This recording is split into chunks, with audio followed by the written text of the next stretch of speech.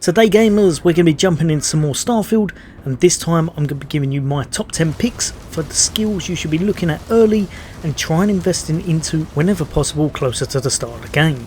So if that interests you, stay tuned. That's coming up next.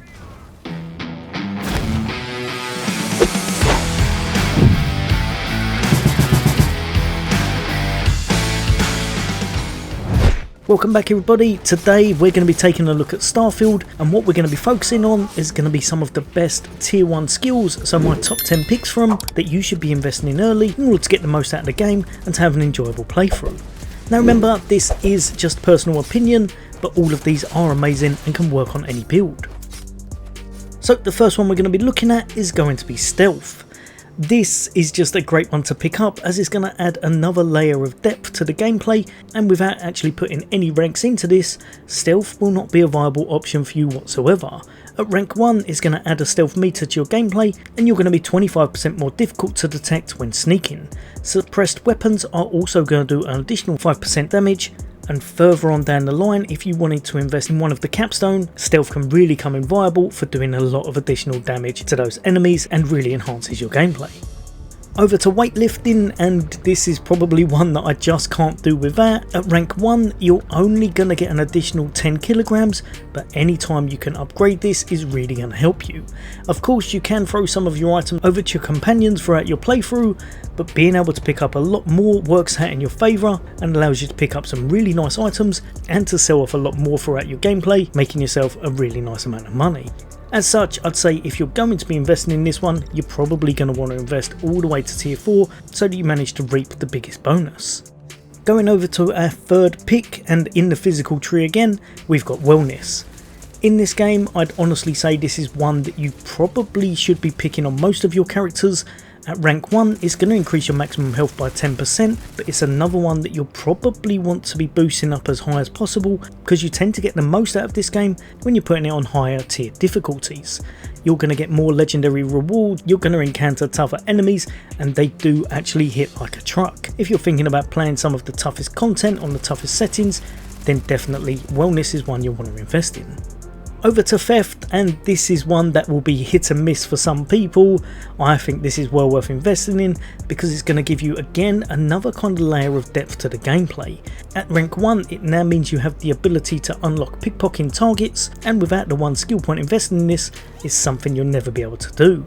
Won't be for everyone, so if you never intend to pickpocket in your life, don't worry about this one whatsoever, but if you want to have that option available, then this one's definitely worth at least 1 point investment. Going over to Ballistics, and I would say definitely worth having on almost all builds. There are a whole bunch of weapons in this game, and some of the best ones seem to be of the ballistic variety. They make up the highest percentage of weapons, so you're going to be using them a lot throughout your playthrough. Investing in this is going to mean they hit a whole bunch harder and take out enemies much easier. Over to our science pick, and this one is going to be Astrodynamics. Again, it might not be one that everyone deems viable, but I think because of how much exploring is going on in this game, and because you may not have access to the best ship straight away, being able to put one rank into this can increase your grav jump range of jump drives by 15%. This can help sometimes to get you to places that you weren't able to go to before, and ultimately it may well be one you want to invest more into depending on what ship you're going for in the end. The more you invest in this, the easier it's going to be to get to pretty much every planet you want to go to, and you'll be able to be a true explorer, especially if you're able to enhance and upgrade your ship as you go. Over to our tech tree, and one that I would say you've probably almost got to have, and that's going to be your boost pack training. At tier 1 this means you can now utilise the boost packs.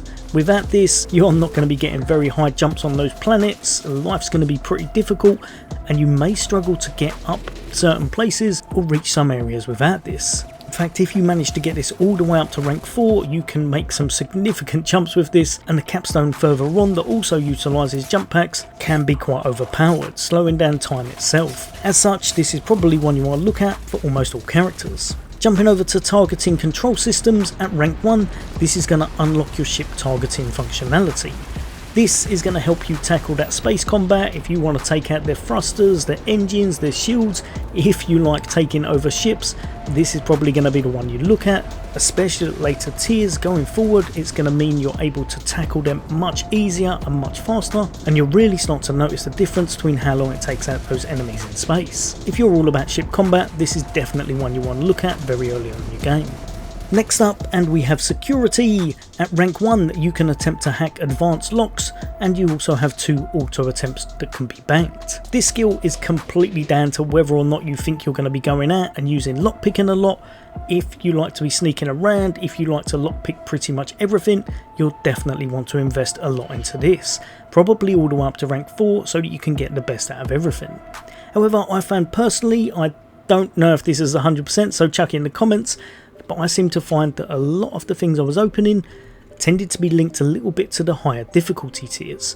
So if you're playing this on easier settings, I don't think you'll be reaping quite as many rewards, and you may not want to chuck as many points into this. If you're going to be playing on some of the tougher tier difficulties, this is almost definitely one you want to look into, but again, only if you find yourself open up a lot of the items and you find yourself exploring around an awful lot in the game. Last but definitely not least, this is probably my number 1 pick, and that's going to be piloting. You can now utilise ship thrusters at rank 1, but it's probably one again you want to invest in early, because being able to unlock these ranks means you start to get better ships. At rank 3 you can unlock class B ships, and at rank 4 you're going to be able to unlock the very best, biggest and baddest ships in the game, and they're going to be your class C ships. These things are absolute monsters. You can get some great weapons on them, some amazing storage, and ultimately for a game all about navigating the solar systems and getting around in space, it may well be something you want to look at really early on in your playthrough in order to get the most from the game.